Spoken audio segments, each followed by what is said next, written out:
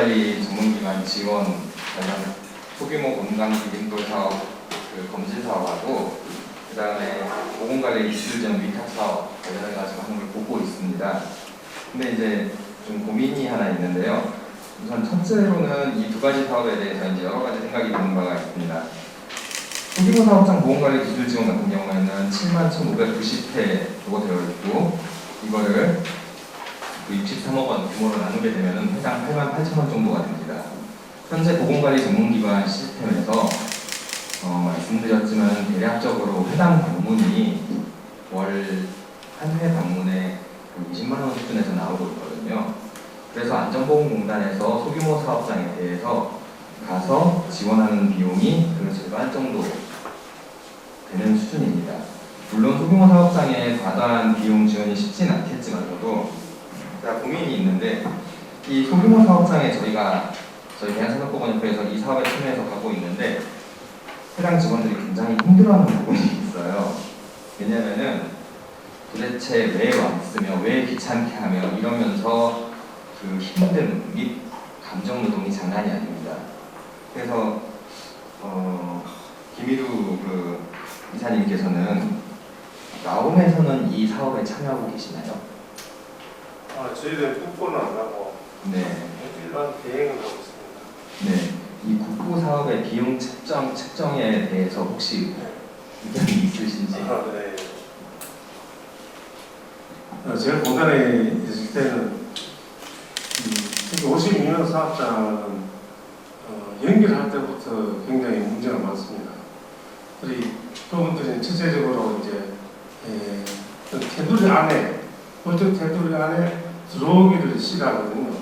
싫어하기 때문에 일단 기술 지도를 하신 분들이 전화를 하면은 전화하는 것도 이렇게 요즘에는 보이스피싱 인형도 있고 그렇기 때문에 굉장히 기피하는 경우가 많습니다.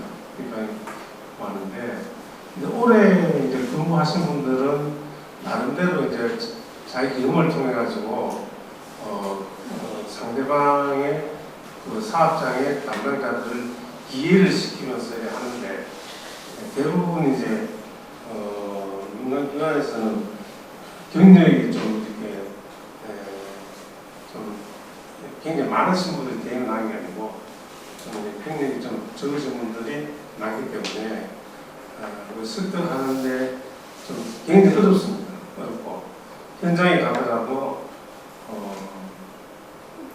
이렇게 출입하기가 굉장히 이렇게 현실적으로 좀 많이 어려운 그런 상황인데 그게 이제 좀 그런 면에서도 이제 공단에서는 좀 더 이렇게 설득을 하고 좀 이렇게 좀 더 그런 접근성을 이용하게끔 하도록 하는데 노동부 고문을 좀 보내면은 사업장에서는 노동부 고문에 대해서는 어느 정도 약간 좀 반응이 이제 오고 있습니다.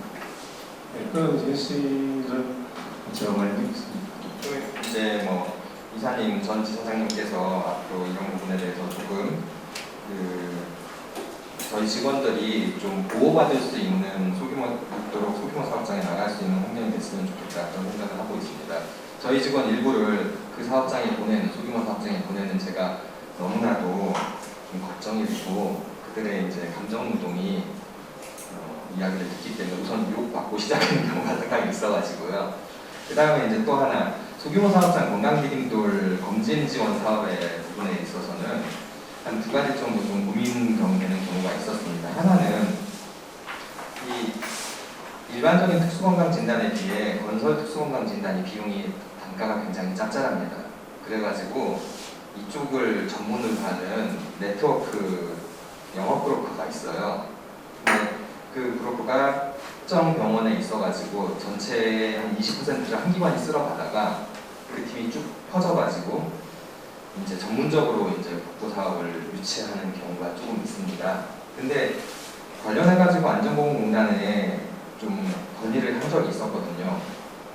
기관 평가로 수준이 항상 확인된 기관에 이런 국보 사업을 줘야지.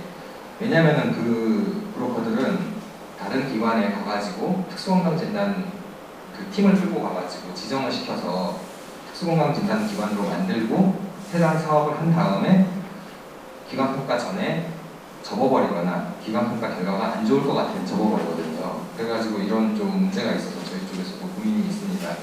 그거 외에도 참 여러 가지 지원이 있는 부분이 있고 이런 부분을 저도 이번에 많이 알게 되었고 또 가서 그 사업장에 또 안내하고 그렇게 하도록 하겠습니다. 또 개인적으로 하나 좀 고민되는 게 있는데 이런 경우는 어떻게 생각하시나요? 소규모 사업장에 개인 사업자들이 많지 않습니까? 근데 이분들은 개인 사업자면서도 근로자처럼 일을 하신단 말이죠. 근데 그들은 사업주이면서 근로자인데 특수건강진단 대상이라고 생각하시는지요? 실제적으로 법적으로 대상이 아니죠. 네. 아닌데 저희들이 이제 오랫동안 이런 업무를 하다 보면은 사장님도 직접 이외 요인이 포함되기 때문에 대상이 되는데 그런 점은 차후에 좀 고려를 해가지고 법적인 문제부터 이렇게 좀 바뀌는 그런 방향으로 나가는 게 좋겠 싶습니다. 네, 대상은 대상입니다. 제가 여기서 이런 말씀을 살짝 언급드리는 건 이런 사업장이 몇 군데 있었습니다. 오래된 장비 일부 작업을 정년 퇴직하신 분들을 개인 사업자로 등록하고 외주를 주는 형식으로 하고 있어요.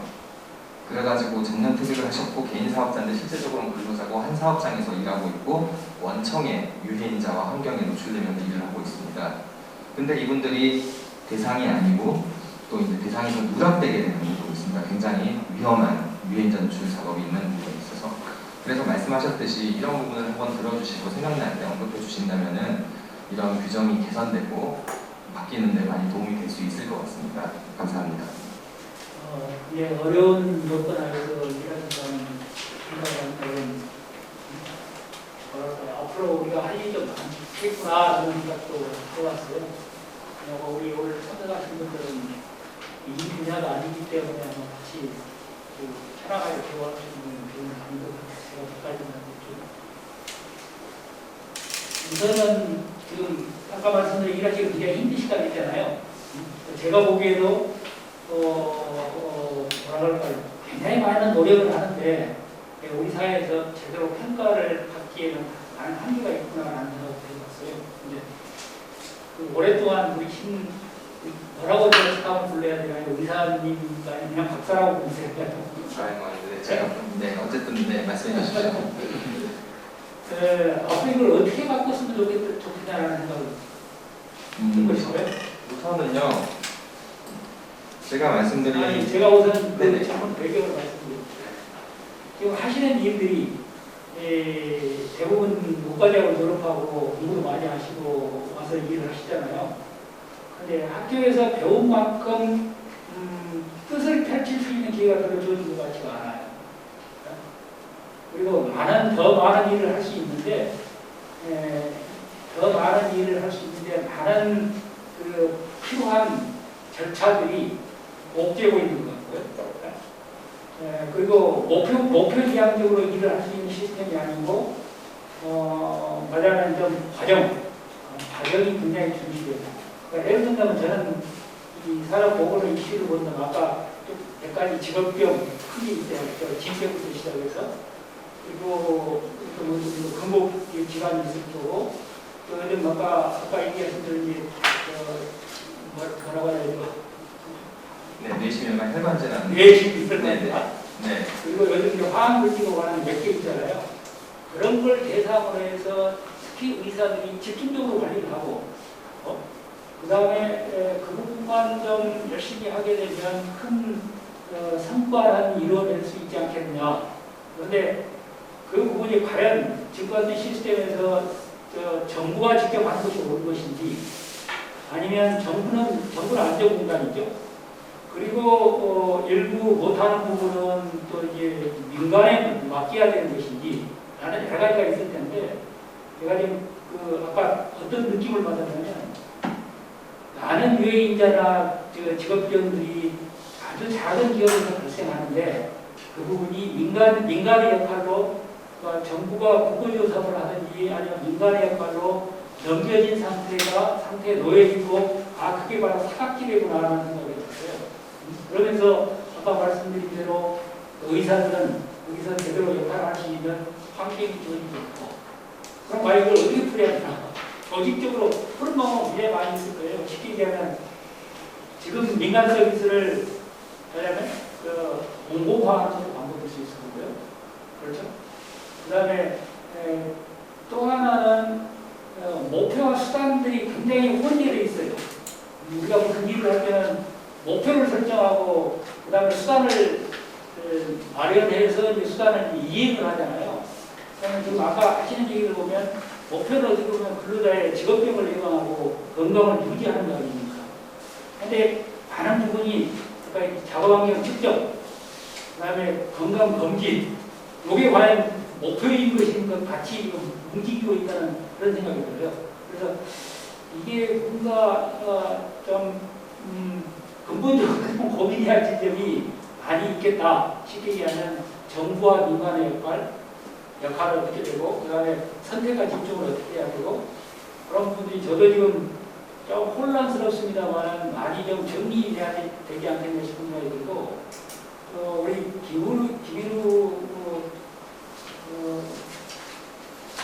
지사장님이시고 여쭤보고 싶은 것은 우리나라에 많은 사업들이 과연 성과지표가 있냐 입니다. 그러니까 투입 지표들은 굉장히 많아요. 100개 사업장을 대상으로 해서 몇 번 가서 방문을 하고 돈을 얼마 쓰고 투입 지표들은 많이 있는데 그간에 오랫동안 했었는데 과연 그게 거기에 대한 성과지표 이게 과연 어느 정도 산업 안전이나 아니면 보건에 성과를 내느냐 라는 그런 걸 자신 있게 과연 얘기할 수 있는 것인지 아니면 또 하나 무슨 생각이 드냐면 사업들이 어렵게 다른 사업과 마찬가지로 너무 작아요 보면 관리하기에는 굉장히 작은 분야가 나눠져 있고 하는데 그러니까 결국 효율성의 문제겠죠. 그런 것들에 대해서 어떻게 생각하시는지 경험을 통해서 경험을 많이 하셨으니까 말씀을 드려주시면 우리 듣는 사람들이 공부하는 데 도움이 될 것 같네요. 이상입니다. 우선 제가 먼저 답변을 드리겠습니다. 목표와 수단이 이제 좀 구분이 안 돼 있다는 부분이 있습니다. 저는 이 서비스가 좀 더 필요한 곳에 쓰여지고 집중할 수 있었으면 좋겠습니다. 근데 지금은 전반적으로 적용되는 서비스예요. 그러면 이거를 우선순위를 찾아서 필요한 곳에 더 집중하는 서비스로 만들면 어떻게 되냐면은 서비스 대상이 줄어들게 됩니다. 그러면 저희 업계의 활동 범위가 줄고 저희 업계의 매출이 줄어들게 됩니다. 그렇기 때문에 생각보다 이 많은 민간재 예방 서비스 자체가 서비스 전속을 위한 부분이 좀 없잖아 있습니다. 저도 관련해가지고 정말로 꼭 필요한 사람한테는 특수건강 진단을 하고 왜냐하면 이제 지금 화학물질에 관해서도 화학물질안전보건법에서는 사용량 대규모 용량이 있고 소규모 용량이 있고 극소량 해가지고 단계별로 구분을 하는데 산업안전보건법에서 화학물질 노출에 관해서는 작업환경 측정은 괜찮은데 특수건강진단에 대해서는 얼마나 사용하는지 의미 없이 다 적용되게 되어 있습니다. 그 말인즉슨 굉장히 위험한 물질과 별로 안 위험한 물질이 현장에서 동급으로 취급받는다는 거죠. 그렇기 때문에 그런 선택과 집중이 좀 안 되고 있는 부분이 고민입니다. 한 가지 그래서 지금 말씀하셨듯이 서비스를 위한 서비스, 그 다음에 그 업계를 위한 부분이 계속 있다는 부분은 인정하고 있고요. 두 번째로는 평가라는 부분인데 돈을 지불하는 사람과 서비스를 받는 사람의 차이이기 때문에 전원이 꺼집니다. 네, 그 부분은 계속 문제가 되고 있거든요. 그러면은 왜냐하면 저희는 돈을 내는 사람 눈치를 봐야 합니다.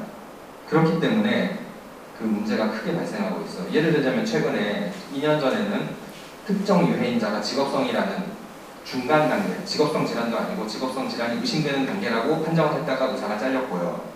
그 다음에 어느 대전에 있는 모 큰 사업장은 그런 판정을 내면은 검진팀을 못 들어오게 합니다.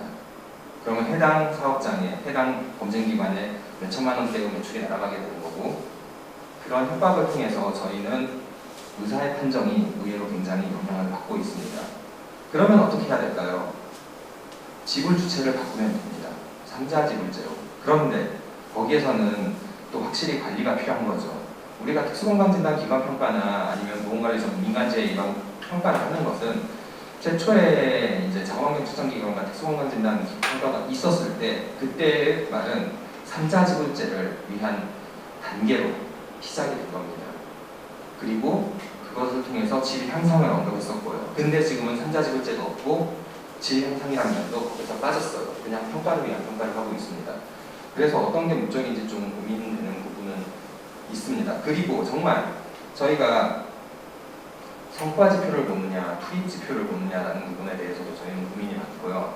저희가 보건관리 업무를 하는 부분에 있어서 정당한 평가를 받고 있다는 생각이 안 듭니다. 왜냐면은 그건 나중에 이야기하면 또 끝도 gat도 없는데요.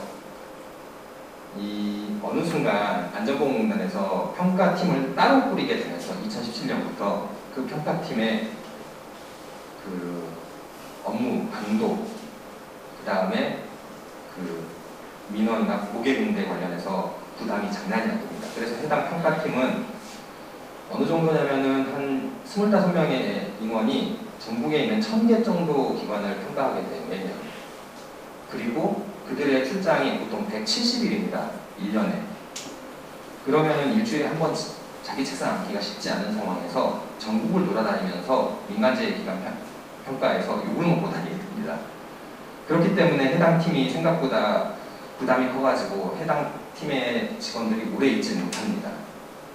이거는 그래서 그쪽 팀도 계속 평가의 질을 유지할 수가 없는 것 같아요. 그것은 평가를 운영만 하는 데 있어 개선의 부분에 있어서 좀 어려운 부분이 있는 것 같고요. 앞으로 이 부분도 고민할 부분인 것 같습니다. 그래서 저는 안전보건공단에서 좀 더 평가를 제대로 만들어 주시고 그 다음에 일선기관의 의견을 좀 많이 듣고 저희가 정말로 평가를 준비했을 때 이것은 좋은 서비스를 위한 평가다라는 내용이 될 수 있는 평가가 되었으면 좋겠습니다. 네, 말이 좀 길었습니다. 네, 두 가지 질문이신 건데요. 성과지표는 저희들이 연구에서 각 사업마다 그 성과지표를 합니다. 예를 들어가지고 기술 지도 전에 재발생 정도하고 이제 기술 지원 후에 재가 얼마 줄어드느냐. 근데 이게 할 수밖에 없는 게 저희들 이제 그 직원들 그 성과 지표를 평가를 해야 되거든요. 평가를 할 때도 재율 개선적 개선으로 그런 것 같습니다. 거의 또 큰 사업의 경우에는 뭐 1,000억 원 이상 투자하는 클린 이제 조성 사업이라든가 유해 작업 개선 시설 개선 진입이라든가 이런 사업들은 용역을 줍니다. 연구에서 용역을 줘야 그만큼 투자를 했는데 어느 정도 재해가 줄었느냐. 저희들이 결과적으로 많이 이제 개선 효과가 나타나는 결과도 나오거든요. 그런 부분을 앞으로 이제 좀 성과 지표를 목표 삼아가지고 그걸 평가를 하는데 그 평가된 부분들을 좀 이렇게 홍보하는 차원을 좀 많이 좀 가미시키면은 좀 더 인지도가 좀 높아질 것으로 생각됩니다. 그리고 이제 사업이 저희들도 이제 근무하다 보면 사업이 굉장히 여러 가지가 있거든요.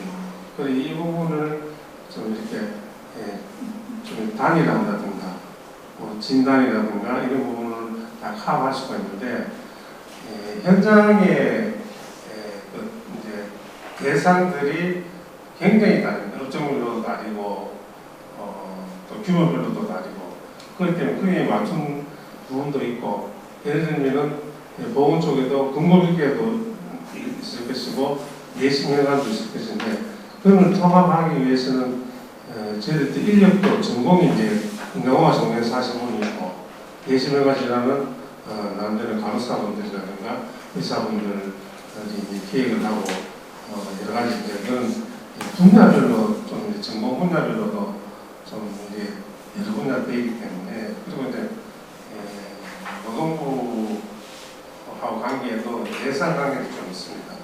그래서 사업을 유치하는 그런 부분이 있는데 그런 부분들을 앞으로 좀 더 이렇게 우리 직원들도 이제 그 전문화를 다양화를 이제 시작하고 있거든요. 우리 한 분이 나가가지고 원스톱 서비스, 그러니까 공공님께도 지적할 수 있고 예시능감도 할 수 있도록 하는 그런 시간이 많이 걸립니다. 그런 단계로 지금 교육, 전문화 교육도 이제 시작하고 있습니다. 제가 한 가지 여기서 성과지표 관련해가지고 좀 이야기를 하고 싶습니다. 저는 저희 보건관리 서비스를 이제 평가하는 부분에 관심이 많은데요. 이런 부분이 있습니다. 보건관리 전문기관이 직업병 발생을 줄이면은 그게 좋은 걸까요? 성과를 올린 걸까요? 이게 살짝 고민인데요. 사고는 나고 안 나고 0과 2로 나뉘는 좀 말끔한데 직업병은 그렇지 않거든요. 지금처럼 현 상황에서 보건관리 이제 직업병 발생률을 가지고 평가를 하게 되면 어떤 일이 발생하게 되냐면, 첫째로 직업병이 많을 것 같은 업종은 보건관리를 안 맡으려고 하겠죠, 기관들이. 두 번째로는 그러면 더 그 서비스는 소외될 겁니다. 두 번째로는 저희가 봐가지고 이 업무는 직업병이 될 수 있는 업무입니다라고 말할 수가 없게 됩니다. 그거를 근로자가 인지하는 순간 단죄를 신청할 것이고, 그러면은 저희 지표가 나발이 되는 거죠. 오히려 그런 걸 계산하기 위해서는 저는 직업병 발생에 관련해가지고 이런 위험 업무가 위험 업무라고 이 말을 할 수 없게 만드는 현재 지표가 적절한지 대해서 직업병에 관련해서는 좀 고민하고 있습니다. 그래서 이런 부분도 한번 생각해 볼 여지는 있을 것 같습니다. 네. 신경석 박사님한테 제가 출연했는지는 모르겠지만 발제를 좀 보충한다는 이런 생각이 들었어요. 아까 우리 소영준 기자님께서 비용 문제의 말씀을 좀 해주셨는데, 국가 사업 같은 경우는 충분한 비용을 지불하지 않아가지고 거의 적자인 사업들이 굉장히 많거든요. 여기도 아까 우리 박사님 말씀하신 거 보니까 그 돈이 이익금이 남는다는 얘기는 안 하시는 것 같은데, 혹시 가능하다면 정책 건의 사항에서 정기적인 비용 지급 체계를 만들어서 건의하심이 어떤지, 혹시 그런 보관이 있다면 어떤 것이 있는지 좀 소개를 좀 해주셨으면 좋겠습니다. 그리고 우리 김일우 이사장님께는 제가 하나 말씀드리면, 초소규모 건설 현장 추락사고 예방 지원 사업에서 지원 대상의 가로에 있는 산재 미가입 현장 포함 요 글자는 좀 지워줬으면 좋겠습니다. 요건 없거든요. 지금은 지금은 이건 이상이 전부 다 산재 가입 사업장입니다. 그리고 좀 지사님한테는 한 3가지만 좀 여쭤보겠습니다. 50억 미만 건설 현장 중에 이제 페트롤 현장 점검하고 고위험 업종 안전 지킴, 그다음에 근골 부담 작업장, 그다음에 1억 미만의 초소규모 건설 현장에 대해서 지원해 주신다고 하는데, 그 발굴을 어떻게 하시는지 좀 알고 싶고요.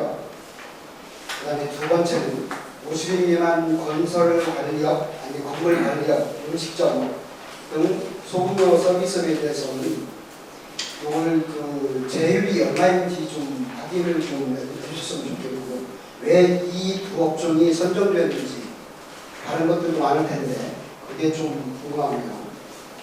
그다음에 세 번째로 근골 부담 작업 관련해서는 외국 같은 경우는 물라나 오샤 등 그런 기준이 있어가지고 근골 부담 유해인 조사할 때 그 기준이 있거든요. 우리나라 같은 경우는 산재보험에서 0부터 7까지 부담 요인을 점수화해가지고 산재 인정 여부를 판단하고 있습니다. 근데 여기서 왜 음식점에 대한 그 근골 부담률이 굉장히 높은 것 나타났는데 왜 빠졌는지 좀 그거 좀 설명해 주시면 고맙겠습니다. 여러 가지 질문 중에 우선 제 것만 빨리 말씀드리겠습니다.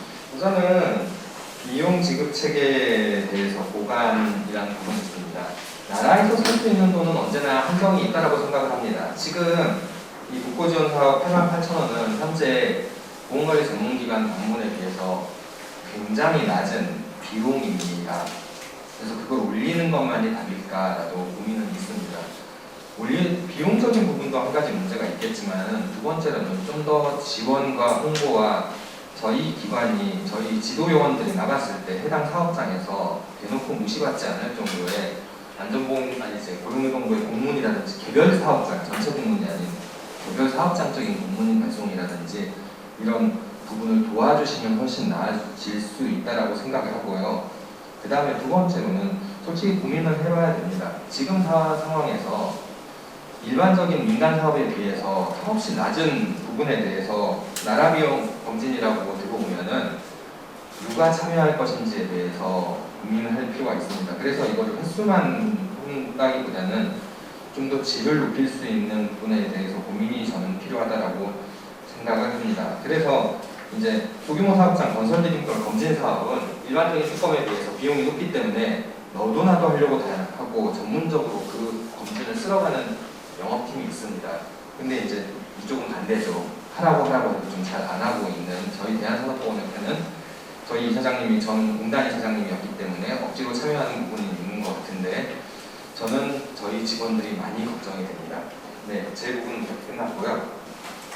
첫 번째 소규모 서비스 사고 사망 예방 지원에서 건물 관리업하고 음식업은 저희들이 이제 그 연구원에서 제 분석을 해보면은 서비스업 중에서 건물 관리업하고 음식업이 다마도중입니다.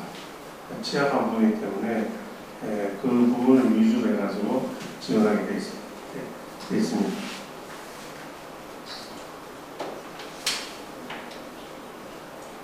그리고 이제 근본계 부담자금 위에 요인 조사는 저희들이 이제 11가지 작업 종류가 분류되어 있습니다.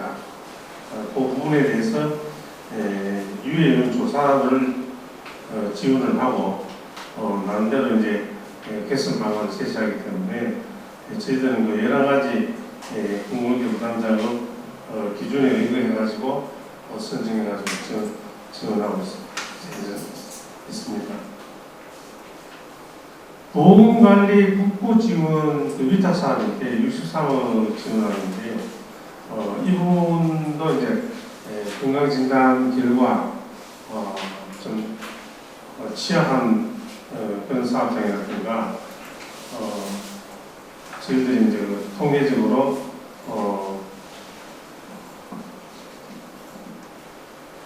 보험관리가 좀 미흡한 사업장 50명 사업장을 선정을 하거든요.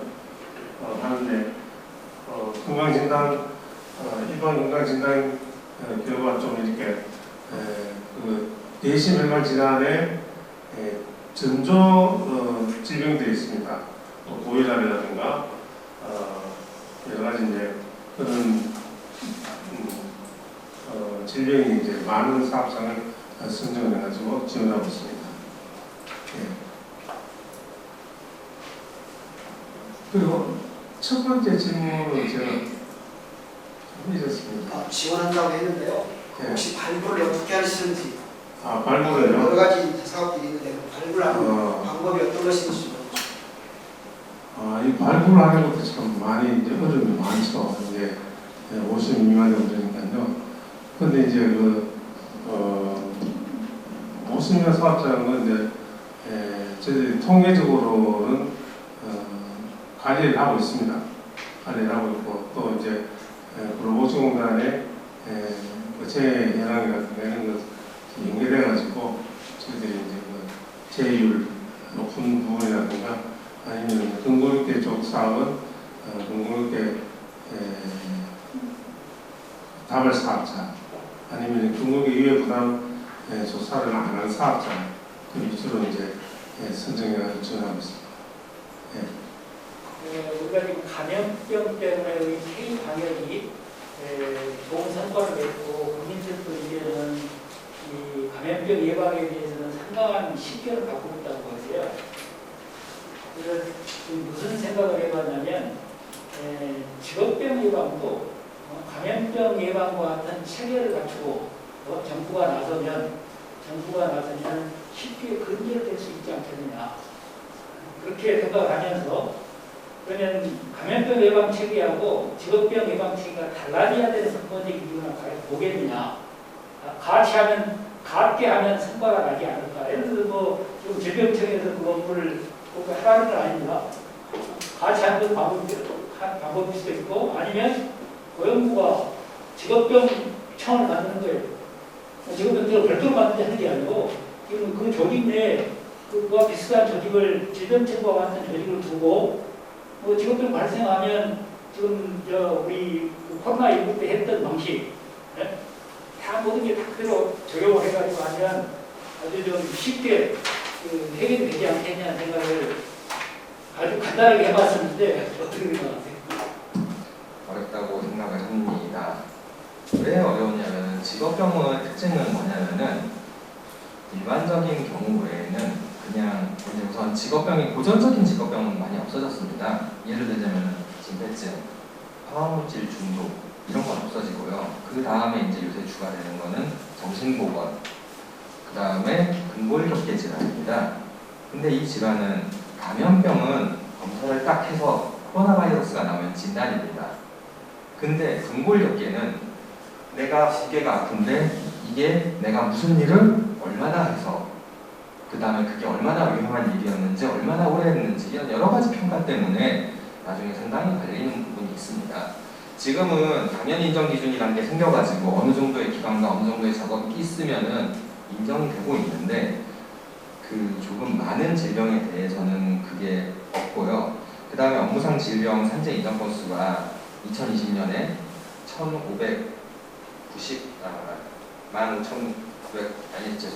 업무상 질병이 산업재해 해가지고 15,900건 정도. 이거로는 청이 하나 만들어지기가 어려운 경우라서 그런 부분에 아쉬움이 있습니다. 물론 지금 직업병 안심센터라든지 관련한 응급실과 연결하는 감시체계라든지 이런 시스템 몇 가지가 돌아가고는 있지만은 앞에 말씀드렸던 직업성 질환과 일반 질환의 구분이 어려움으로 인해서 그 부분이 약간 어려운 상황이고, 물론 앞으로 그런 내용으로 감시체계나 연계될 수 있는 시스템이 좀 더 잘 진행되도록 건의하고 고민할 필요는 있을 것 같습니다. 네, 발표해 주신 내용 아주 흥미롭게 잘 들었습니다. 현장을 이렇게 조사하러 가실 때 여러 가지 자료를 수집하러 가시는 거고, 그래서 조사, 점검, 분석, 평가 이런 일련의 작업을 쭉 하게 하실 때 현장에서 적극적으로 긍정적으로 받아들이고 그걸 실행하는데 상당한 애로가 있으시다 그런 말씀 잘 들었습니다.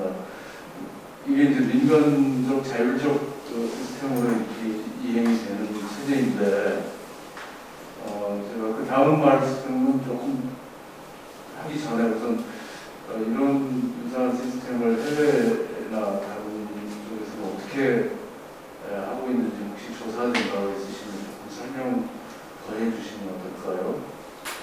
저는 우선 제가 그쪽 이제 아예 대학 소속이나 이런 쪽은 아니고 저는 해외 사례 조사는 좀 덜한 부분이 있습니다.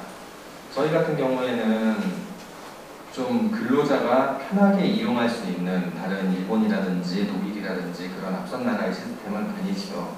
왜냐하면은 저희 존재 자체가 근로자들한테 알려지지 않았습니다. 50인 이하 사업장에서 자기 사업장의 보건관리자와 관련해가지고 의사, 간호사, 위생기사가 얼마마다 오고 그 다음에 그들을 통해서 한 달에 한 번인데 그들을 방문할 수 있는 분위기가 현재는 없습니다. 왜냐면은 저희도 업무 시간에 방문할 수밖에 없고 그들도 업무 시간에 신청을 하고 일을 해야 되는데 일을 하기가 쉽지 않고 또 라인에서 공장에서 나오기가 쉽지 않은 부분도 있죠. 그래서 저희가 쫓아다니면서 불러내는 부분이 있습니다. 최근에는 예를 들자면 그 접근성의 문제인데 현재 시스템상에서는 앞에 여기 몇 페이지에서 했었냐면 세 번째 페이지에서 적어드린 네 번째 페이지군요. 나와 같이 죄송합니다. 세 번째가 저 보건관리 전문기관 지도형 방문 횟수처럼 관련해가지고 사업장에 이런 사람들이 찾아온다라는 부분의 홍보가 좀 덜 되어 있는 부분도 있고, 그 다음에 사업장 담당자는 자기는 바빠 죽겠는데 이런 걸 응대를 시키면서 근로자까지 연계해달라고 그러면은 굉장히 짜증을 냅니다. 오늘도 사정사정하면서 한 사람만 상담하게 해달라고 하면서 일을 보고 왔는데요. 이런 부분에 있어가지고 물론 홍보나 이런 여지가 있다는 건 우리 사업장의 여유적인 부분인 것 같습니다. 직원들한테 실공간을 줄 것처럼 한 번쯤 찾아오는 의료인들을 만나가지고 실업자는 병원 가기 직전 상태의 애매한 상황에 대해서 상담할 수 있는 환경을 구성한다는 것은 필요할 것이고, 하지만 앞으로 좀 많은 시간이 필요할 것 같습니다. 이것과 거의 동일하거나 유사한 그런 시스템을 집행하려고 할 때에 저희들 이제 많은 관련되신 분들이 이제 토론을 통해서 했던 얘기는 우리나라가 이제 민주주의를 하는 나라인데 그거하고 이제 기본적으로 연관이 된다고 볼 수밖에 없는데, 세계적으로 시민혁명을 자생적으로 자발적으로 발생시켜서 현재의 아주 선진화된 민주주의 체제를 구축한 나라는 서유럽, 그리고 북미에서도 그 캐나다하고 미국 정도이고, 미국 밑으로 멕시코부터 칠레, 아르헨티나, 브라질까지는 전부 민주주의를 가장한 다른 세력들이 지금 점유하고 있기 때문에 국민들은 그대로 북한에 빠져 있는 형태거든요. 겉으로는 민주주의를 하고 있고, 그 아시아나 아프리카나 다른 지역들이 다 마찬가지거든요. 근데 그런 지역들이 공통적으로 이러한 그 신뢰에 기반한 민간 자율적 체제를 먼저 사회를 발전시키기 위해서 진행을 하려고 할 때 동일한 그런 문제점을 공착을 하게 됩니다. 그래서 선진국의 시스템을 도입을 해서 그걸 집행하려고 하면 그것이 서류화되거나 도장 찍어서 제출하는 문서화하는 것 이외에는 효리가 부동하게, 그래서 굉장히 앞가기가 맞지 않는 그런 체제로, 이원화된 체제로 이렇게 운영이 되기 일쑤입니다. 거의 다 그런 식으로 가고 있거든요. 그래서 우리나라 그 회계 시스템 같은 것도 굉장히 유사합니다. 그래서 이러한 부분들을 이제 결국 민주주의냐 아니면 법주주의냐 또는 무슨 권주주의, 권한, 파워, 또는 군주주의, 군인이나 아니면 임금, 그러니까 민주주의하고 반대되는 개념 속에 수천 년을 살아온 나라들이 공통으로 겪고 있는 그런 문제에서 비롯된다고 볼 수 있거든요. 그래서 이제 이러한 문제를 어떻게 해야 해소를 할 수 있을 것인가 하는 것을 이제 근본적으로 고민을 해봤을 때, 뭐 사회 체제라든가 역사를 우리가 지금 당장 바꿀 수는 없는 거기 때문에 현 체제에서 굉장히 타협적인 옵티멀한 해법을 나름대로 강구를 하고 있죠.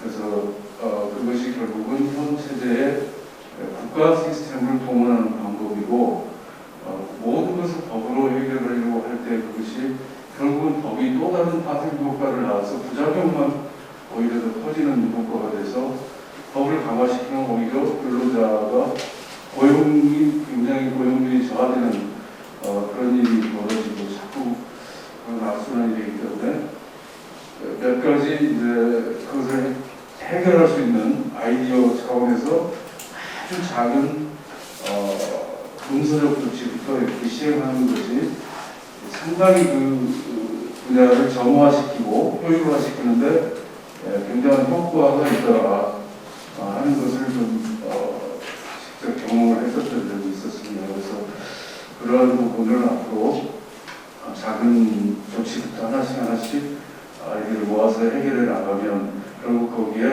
국가 시스템과 공무원 체제가 조금 동원될 필요가 있겠구나 하는 그런 생각을 했었습니다.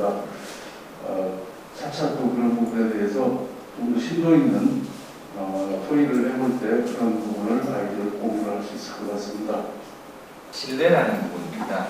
지금 시스템은 기업들은 당연히 안 하겠지. 너희는 해야 돼. 증거를 남겨서 서류를 남겨야 되라는 시스템이고, 저희 보건관리 전문기관도 안전관리 전문기관도 아직도 감압지 쓰는 기관이 있습니다. 뭐 아시 어떠신가요? 그쪽에 조사는 어떻게 됐는지 모르겠지만은 아직도 NCR 조직 가지고 3장에서 적고 하나는 너 하나는 나 이렇게 해가지고 손으로 적고 있습니다. 이것은 기존에 있는 뭐 문서를 공유하는 시스템에 있어서 신뢰를 안 하는 겁니다. 그 다음에 또 서류에서 있어도 3단 결제를 요구하죠. 지금 외국계 기업들은 다 어떤 식으로 문서를 관리하면은 이런 일이 있습니다라고 의사결정권자한테 보내고, 의사결정권자는 그 메일을 확인했고 나는 이 메일을 승인했다라는 답장을 보내면은 서류가 완료된 걸로 정리가 됩니다. 근데 지금 보건관리 전문기관 평가에서 안전보건공단이 평가해서 민간재해 예방기관들, 대부분의 민간재해 예방기관들은 50인 미만 사업장인데 이 사업장한테 요구하는 게 문서화입니다. 문서화라는 것은 문서, 대장, 관리번호 이런 걸 가지고 문서를 굉장히 타이트하게 관리하는 부분이 있는데, 물론 이렇게 해서 신뢰성을 높이는 것도 굉장히 중요합니다. 그렇지 않으면은 모든 서류가 평가 전날 만들어지거든요.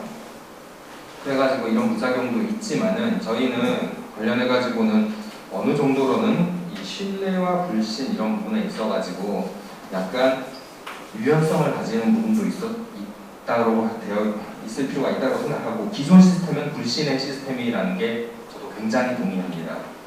그리고 현재 저희는 고민하고 있는 게 여러 가지 사업장의 면제부를 만들어주기 위한 많은 서류를 만들어줄 것을 요구하고 있는데, 그 여러 가지 부분에서 막는 거지 그 부분에 있어서 질에 대해서는 지금 좀 고민이 없는 부분이 있습니다.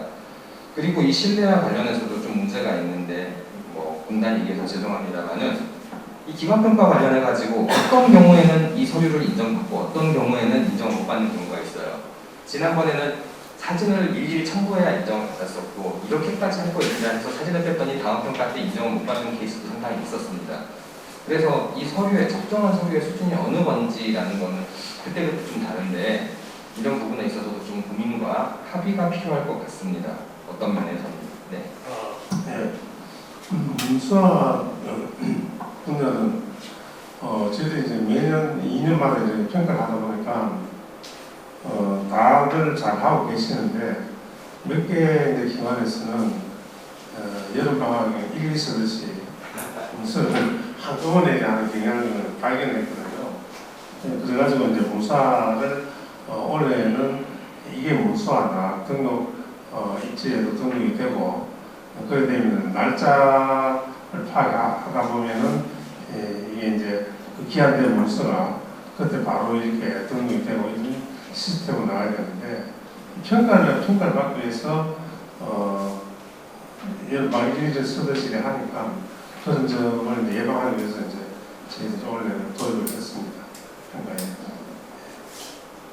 그리고 이제 외국 사례로 보면 독일이라든가 미국 같은 경우에는 이 감독관들 분들이 이제 좀 이제 파워가 세다 보니까 가제로라든가 이게 굉장히 우리하고 달라가지고 굉장히 그 금액이라든가 이런 부분이 강도가 큽니다. 그렇기 때문에 사업장에서 그런 걸 인지를 하고 있습니다. 하고 있기 때문에 그런 점은 좀 참여도 측면에서도 저희 나라도 이제 중대재해처벌법이 생기고 나서 굉장히 인식이 많이 변화되지 않습니까? 그런 측면에서도 좀 외국 사례는 지금 그런 사례로 볼 수 있습니다. 네. 문서화에 관련해서는 저도 양날의 검이라고 생각하고, 그 다음에 굉장히 중요하다고 생각하고 있습니다. 그 전에는 의사결정과 이런 문서 기록이 소규모 민간재해 예방기관에서 거의 낫지 않았기 때문에 정말로 방학 후 일기 한꺼번에 쓰듯이 서류가 나왔었거든요. 근데 이런 건 천천히 바뀌고 있는 부분도 있는데, 어떤 면에서는 그 부분에 대해서 꼭 그 문서번호 시스템을 가야 될 것인가, 적절한 전산화를 어떻게 할 것인가라는 부분에 있어가지고 좀 계속적인 고민이 필요할 것 같습니다. 네, 저는 이게 지금 소규모 사업장 지원과 관련된 도전 분야에 있어가지고 이게 사실은 그 90년대에 초안을 입안을 할 때 제가 같이 참여를 했었습니다. 이게 벌써 30년이 지났는데 이게 앞으로 발전할 거라는 걸 지금 어떤 면에서 보면 퇴보하고 있는 것 같습니다. 지금 그 신 박사님께서 말씀하셨지만 영리기관이나 비영리기관이나 기관 평가하는 잣대는 똑같은 잣대로 평가를 하고 있고요. 그죠? 그 다음에 이게 그 영리기관이나 비영리기관이나 이렇게 돈 쓰는 거 보면 똑같은데 이 부분이 기업체에서는 굉장히 거부 반응을 일으킵니다. 실질적으로 우리가 현장에 많이 다녀봤습니다. 왜 그러냐면 그 무료로 지원해주는 거 싫다 이거죠. 그런데 이게 하루에 3개 내지 4개의 사업장을 방문해야 되잖아요. 그러다 보니까 연락을 해서 연락 안 주는 데도 많고 가면 담당자도 없는 데도 많고 이러다 보니까 보통 5개를 방문을 해요. 그러면 가서 제대로 된 기술기관이 안 돼요. 지금 보면 처음에 만들 때는 대한산업안전협회하고 보건협회하고 두 군데 양 기관에다만 앉아놓고 보건을 나눠주어가지고 내실화를 기하자.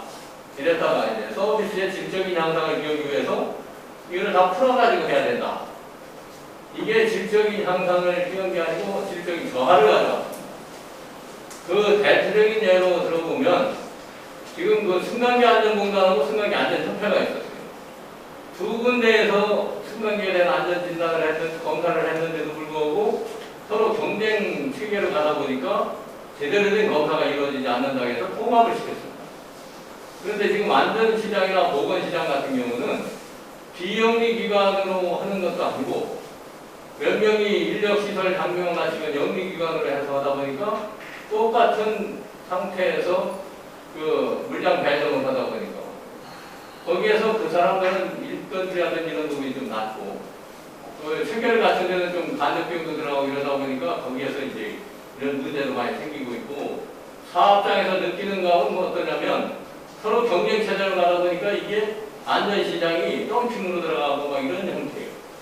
그러다 보니 아까 그 신박사님 말씀하셨지만 작업환경 측정을 해서 그건 건강진단을 해가지고 직업병 유소견자가 나와도 유소견자라고 적게 되면 다음에 니네 그 물량 나중에다 하니까 어쩔 수 없는 형태로 되다 보니까 작업환경 측정도 제대로 안 되고 있고 특수검진으로 인한 직업병 유소견자 발견하는 것도 상당히 문제가 있다 이렇게 생각이 됩니다. 그래서 이런 부분은 좀 그 물량으로 해가지고 정부 지원 사업을 하더라도 많은 양을 하는 것보다는 좀 축소시키고 제대로 된 기관에서 제대로 그 지원이 되지 않으면 지금 30년이 지난 전에 90년대나 지금이나 똑같은 현상이 발생이 되는데 이런 부분은 앞으로도 계속 가지 않을까 이렇게 생각이 됩니다. 저는 그 옛 생각이 좀 나네요. 제가 15년 좀 넘었겠죠. 산업보건을 했었는데 그때 제가 고민했던 그 사항들이 아직도 똑같은 고민을 하고 있구나 하는 측면에서 그때는 제가 해결을 했으면 고민이 안 나올 텐데 두 가지를 고민했었어요. 똑같은 현상이 벌어지는 하나가 그겁니다. 그러니까 산업보건이든 안전이든지 우리나라에서는 상당히 국가가 특히 중소규모 사업장을 지원을 상당히 그 아이템도 많고 규모도 상당합니다. 우리가 세계적으로도 거의 없는 현상이거든요. 다른 나라는 사업주가 알아서 필요해서 전문가의 도움을 받을 수는 있는데 대부분 자비로 받는 것이고 우리는 하나가 공급자적인 측면에서 우리는 공급을 해주고 있거든요. 근데 그거를 수요자가 아까 말씀하신 대로 가면은 반기는 게 아니고 작업에 방해가 되고 근로자들도 귀찮아하고 이런 현상이 발생하는 게 공급자 측면에서의 어떤 양적 확대나 이런 것이 이루어지고 있는데 수요자 측면에서 그거를 어떻게 수용성을 높이는 그런 고민들, 그런 해결책들을 아직도 찾지 못하고 있다는 측면에서 좀 아쉬운 생각입니다. 또 하나가 그런 말씀이 나왔잖아요. 그러니까 안전보건 시장은 질과 그러니까 어떤 질이 담보되는 시장이 아니고 어떤 측면에서는 질과 가격이 역전하는 현상이 벌어지는 아주 기이한 그런 시장인데 그것도 아직도 똑같은 고민을 하고 있습니다. 작업 측정을 해서 위험 요소가 많다고 상당 위험 요소가 많다는 걸 잘 밝혀주는 측정 기관 이런 것들이 환영받지 못하는 거예요. 그러니까 가격 경쟁만 하는 그런 구조적인 시장에 잘못된 그런 구조가 있는데 아직도 그게 현존하고 있고 안타까운 그런 생각이 들었어요. 그래서 제가 하기를 못했지만 두 분께서 현장에서 정말 발로 뛰시고 경험을 많이 하셨잖아요. 근데 그 부분 첫째 질문에 대해서 어떤 답이 있는지가 굉장히 궁금해요. 그러니까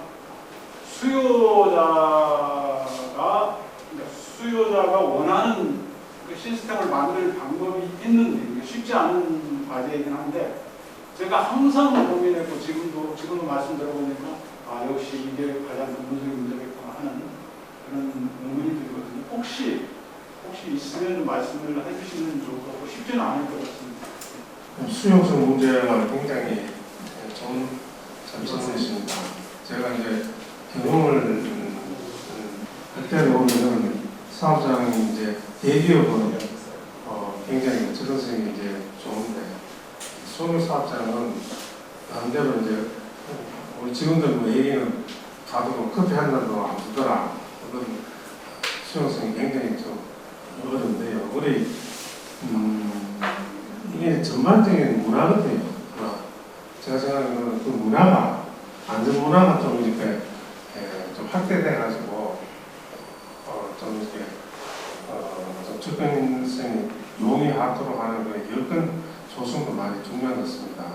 그리고 이제 공급자 입장에서도 좀 끈질기게 습득하시는 분이 있고 또 소극적인 면으로서 이렇게 간단히 방문만 해가지고 목표만 이렇게 해치우고 마는 그런 사례도 있기는 있는데요. 거의 이 산업재해 예방을 위해서는 근로자들의 생명이나 건강을 유지시키기 때문에 어떤 일을 한다는 그것보다는 우선적으로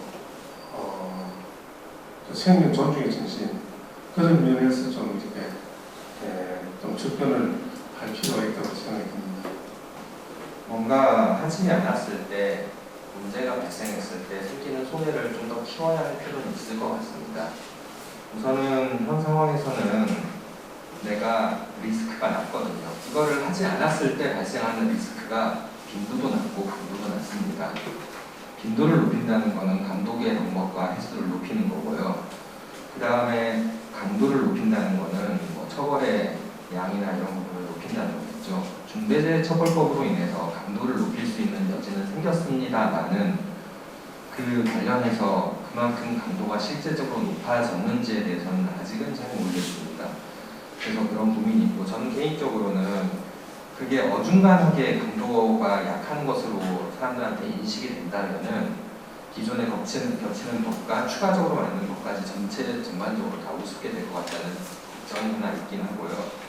그 다음에 두 번째로 저는 뭐 어떤 분은 반대하셨겠지만은 관련한 감독의 공무원을 늘리는 부분 하나하고 두 번째로는 여러 가지 전산이나 지금 시스템을 이용해서 지금 말씀드렸듯이 건강검진 미수검자가 직장 가입자 대상으로 21%입니다. 그 중에 반만이라도 왜냐하면 사업장이 너네는 이만큼 누락했다라는 거를 뭐 과태료는 아니더라도 알림만 보내도 사업장에서는 종이를 접을 수가 있는 것 같은데 지금 현재 그런 걸 안 하고 있죠. 그래서 이런 그 감독이라는 방법을 단순히 이제 감독하는 공무원을 늘리는 것이 아니라 여러 가지 이제 정부 부처 간 자료를 통해서 관리하는 것도 의미가 있을 거라고 저는 생각을 합니다. 혹시 이해가 저도 기억을 더듬어서 경험 원래 이제 2000년, 2002년인가 제가 기획전부장 할 때부터 안전관리 대행, 보건관리 대행은 대표적으로 안전협회, 보건협회만 가지고 해서 그때는 이제 정부에서 지관리하기 위해서 국가가 수수료를 정해줬어요. 매년 평가를 효과도 그때 많이 나고 제 기억상. 그래서 규제부의 심사를 받아서 매년 수수료 액수를 높였어요. 그런데 그래도 안전협회를 보건협회도 우리 그때는 수입원이었기 때문에 그 목표 달성에 매진을 했어요. 근데 제가 이제 그때 떠나서 영어라고 2010년 이후에 보니까 보니까 뭐 표현 이상하지만 여러 대행기관이 이제 개인적이랄까 그 주식회사라든지 개인적인 대행기관 엄청 많이 생겼고 2010년부터가 아마 이제 우주수를 많이 생겼어요. 지금 뭐 아까 말씀하신 몇백 개 될 겁니다. 그런데 그때 이후로는 어느 갑자기 국가가 이제 대행 수수료로 정한 게 아니라 자율에 맡기고 있어요. 그러니까 그때 당시 제 기억으로 수수료보다 지금 더 낮을 거예요. 근로자 1인당 그때 한 달하면 얼마 해가지고 받게 돼 있었거든요. 그러면은 그러면 이분들이 어떻게 먹고 사냐?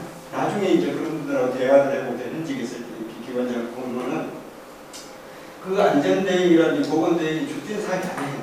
그 사람은 그 돈이 예를 들어서 자기 수입은 얼마 안 되더라도 기본적인 제 표현이라고 보면은 운전자금 비수기다를 매월 고정금을 온 걸로 생각하고 다른 사업을 통해 가지고 수익성을 얻는 소방안전관리 대행을 한다든지 또 요즘 같은 환경부 강화되기 장애인 평가 컨설팅을 한다든지 뭐 이영석 이제 그걸 매개체로 그 사업장에서는 안전관리 대응만 하는 게 아니라 다른 것도 해당되면 장애인 평가도 해야 되죠. 또 PSL, PSL 그 대상도 되어야죠. 아까 자유방 직구 여러 가지 이영석 평가에 이런 데서 이래가지고 그분들이 이제 수익성이 되다 보니까 원래 고정적인 안전관리 대응이나 보건관리 대응이 이렇게 다른 방향으로 되고 있지 않나 이런 생각이 돼서 이를 돕고자 말씀드립니다. 하나는 원래는 우리나라 전통적으로 제 기억상 2009년 전에는 그 전통적으로 업종으로 하면 제조업과 건설업을 대상으로 또 제휴도 많이 하니까 그걸 갖다가 지금까지 사업을 했는데 2009년에 최초로 분석을 제가 이제 경영문화부에서 해봤더니 체율이 0. 얼마에서 10 얼마에서 떨어지지 않아요. 그래서 보니까는 서비스, 소위 서비스, 아까 건물관리, 음식업이라든지 이런 뭐 이런 분야가 3분의 1을 차지하더라고요. 제가 그때 또 그분이 또 보험료를 내는 것도 3분의 1 정도 내요. 전체 보험료 중에 그때 당시 대략.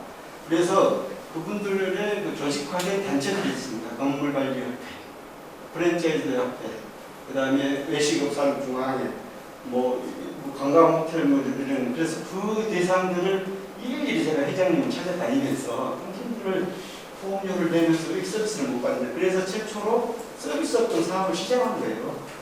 그러다 보니까 아까 건물 관리업이라든지 외식업 중앙회 이런 사람들의 주된 대상이 되는 것은 국가가 돈을 줘서 그들이 스스로 그 회원사를 하도록 해가지고 하니까 지금 제가 주택관리였더라도 이런 데는 안전부서가 다 했습니다. 그래서 시발지로 됐다는 것을 이렇게 답변하는 뜻이 아니라 이해를 돕기 위해서 말씀드렸습니다. 네, 뭐 제가 대표에서 얘기를 하니까 너무 부담스럽긴 한데 오늘 두 분께서 얘기해 주신 부분 너무 잘 들었고요. 사실 뭐 산업재해 업무를 하면서 이제 안전관리사나 보건관리사가 쓸 일이 굉장히 많았고 그 이런 관련된 기관들에 대해서 이제 들을 기회가 굉장히 많았는데 구체적으로 어떤 애로사항이 있는지 또 어떤 점의 한계인지를 좀 생생하게 현장의 목소리를 들을 수 있어서 너무 좋았고 이런 부분에 대해서 고민하면서 저희가 일하는 부분에 있어서도 조금 좋은 주장이 성공가 될 것 같아서 너무 감사하게 잘 들었고 궁금한 거 있으면 꼭 메일 드릴 테니까 답변 부탁드립니다. 토론하시고 여기 참석하신 분하고 또 계속 진행하고 이렇게 9시까지 2시간 동안 오늘 아주 유익한 세미나가 되었습니다. 오늘 수고하신 분께 다시 한번